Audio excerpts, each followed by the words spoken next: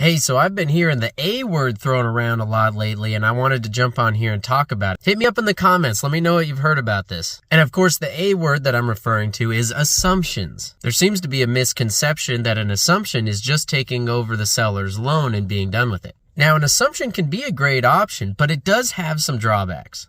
Here's what an assumption actually is. Instead of starting your own new mortgage, when you're buying a house, you can actually take over the current seller's mortgage. And that can be a great thing, especially with rates where they are, because essentially anyone you're buying from now has a current mortgage that's got a much better rate than what you can get.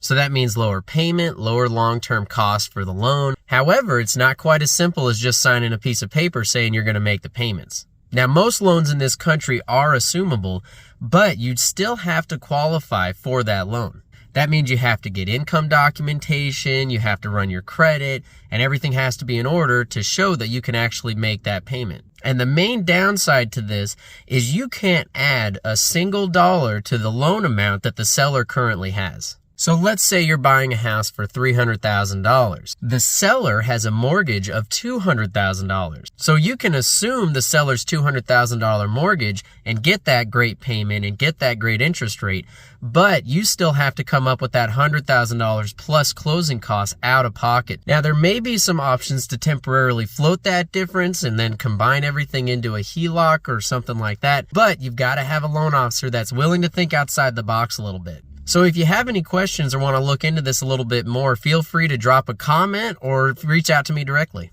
And make sure to follow me for more tips and busted myths.